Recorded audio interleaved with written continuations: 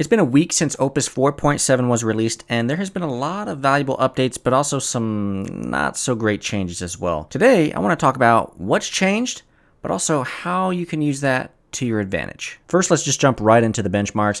Obviously, 4.7 has better benchmarks than 4.6, but only really small improvements. Unless, of course, we're talking about the Mythos preview here, which obviously blows all the other models out of the water, but unfortunately, that is not available to the public yet. But for 4.7, there was a pretty big jump in the agentic coding section here. Almost an 11% jump in agentic coding, which is huge because that is what most people use Claude Code for. You're jumping on and doing coding versus using the chatbot. Now, don't get me wrong, people are using the co-work, they're using the chatbot, but their primary target audience is people using Claude Code, and that's why they did a big jump in the 4.7.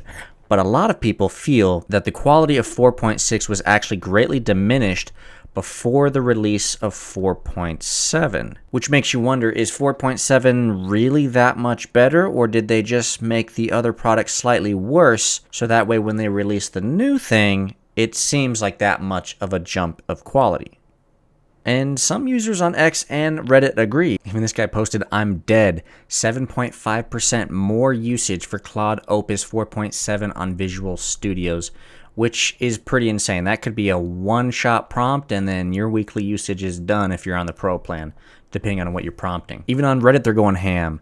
Claude Opus 4.7 is a serious regression, not an upgrade. Here's the rap sheet on 4.7's performance.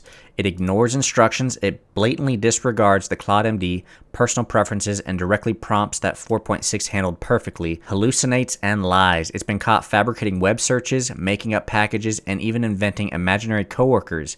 If you see Anton mentioned, you're not alone. Quiet quitting. The model is constantly trying to call it a day or pick this up later after only a few messages, refusing to do the work. People pleaser. It's become psychopathic, agreeing with you even when you're wrong, and then complimenting you for correcting it, making it completely untrustworthy for validation. And it is expensive. It pads responses with useless filler, honestly, and burns through usage limits at an alarming rate for worse output. Now, while I agree with most of what these guys are saying, I personally don't use Opus as much as I currently use Sonnet. Mostly because I'm on the Pro plan and I'm trying to reserve as much tokens as I can. But if I'm going to use Claude for a more complex task, I'm definitely going to be using Opus instead of Sonnet just so I can get a more accurate and more confident answer for what I'm trying to do. For the overall benchmarks, though, there has been incremental improvements. Agentic coding, 10% increase. Reasoning, only a slight increase there. Agentic search actually dropped 4%, and it's not the only one that's dropped here. Cybersecurity and vulnerability also dropped 0.7%, so by no means is 4.7 perfect. But on the pro side, it did improve its memory by a significant amount. See, one of the biggest problems people were having with 4.6 is memory. Claude was not using tokens to go back and actually see what the prompt was previously or any of the things you've done in the most recent past. In fact, it would completely skip that and just assume what you would want without actually going back and using its memory or thinking. Depending on how complex we're trying to build something, this actually happened to some people up to 67% of the time, which is a lot. 2/3 of your time not actually going back and remembering things and just trying to build from scratch is a lot of wasted tokens. But with 4.6, it did have instruction following as an upgrade. Substantially better at following instructions. Interestingly, this means that prompts written for earlier models can sometimes now produce unexpected results. Where previous models interrupted instructions loosely or skipped parts entirely, 4.7 takes the instructions literally. Users should retune their prompts and harness accordingly. So don't just use the same MD files, the same skills, the same follow-ups that you were using before. Make sure that you update all those to make sure that they are a lot more literal and not as vague, because 4.7 is not great at vague, but it is good if you give it very specific, proper instructions. How 4.7 does this is it's basically writing itself notes now to keep it more efficient and keeping track of memory, but also steps that we're taking during that whole prompt or that whole session. Another big upgrade was its visual components. Opus 4.7 now has better vision for high resolution images. It can now accept images up to 2500 pixels on the long edge, or essentially 3.75 megapixels, more than 3 times as many as the prior Claude models. In short, what that means is it can now count objects inside images. It can determine distances. It can read text in charts, analyze screenshots better. Any other specific details that you give Claude, it will be able to extract information and data way more efficiently than it was before, and accurately. Which, if you're as lazy as I am, I use screenshots for everything. Copy, paste, drag it in, fix the issue, move on with your day. My main issue with the 4.7 update is how I use Claude. See, I use it for knowledge work, analyzing marketing funnels, creating content, drafting proposals for other clients, or just building systems in general. And 4.6 was really good at that, especially with me being not as technical savvy and a lot more vague with what I was trying to do. With 4.7, it is a lot more literal, which means it's not as good as helping me take my ideas and helping me refine them out, filling in the blanks, but it is better at development tasks like agentic workflows, just not so much creative aspects that I use it for. You still can use it that way, you just have to be a lot more specific now. With the release of 4.7, they also updated the Claude app. This comes with different pros and cons. For instance, on the bottom right, you can now see what your actual usage is on your plan. So right now I have 14% for my 5-hour limit, and my overall weekly models, I have 2% resets in 4 days.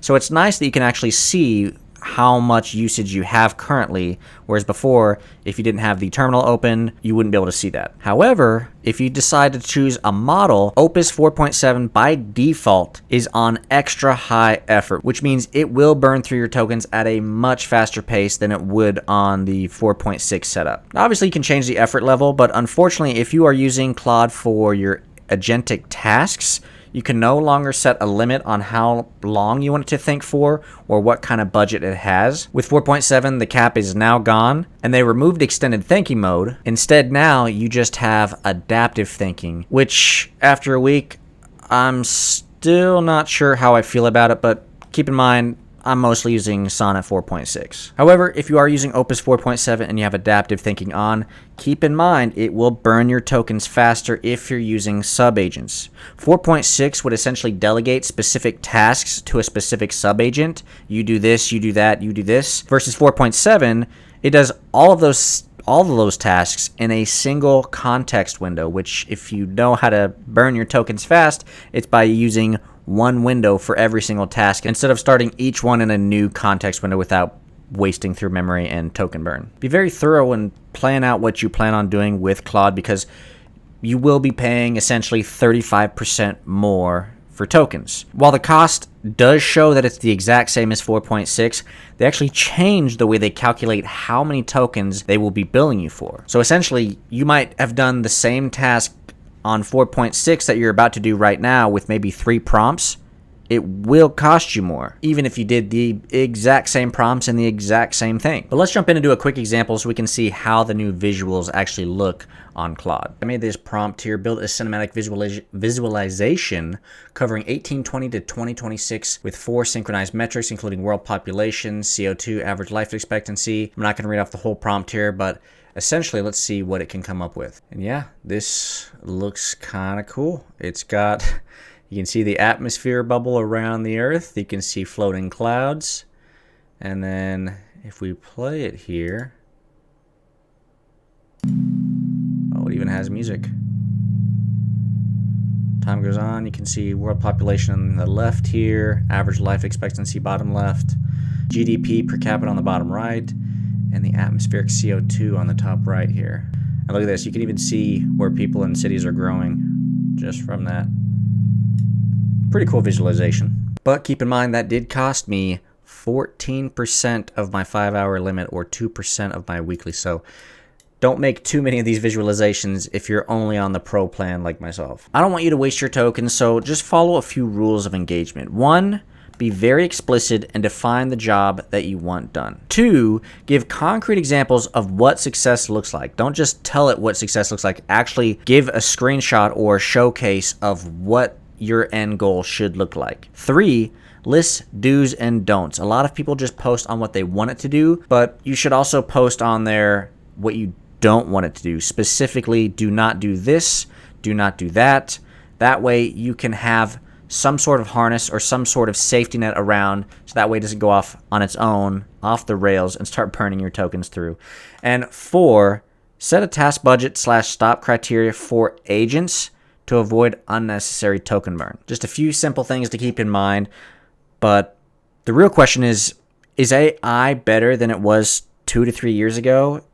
And honestly, very minor updates. The thing is, you can be more sloppy and build less harnesses to get the same result nowadays than you would have a few years ago.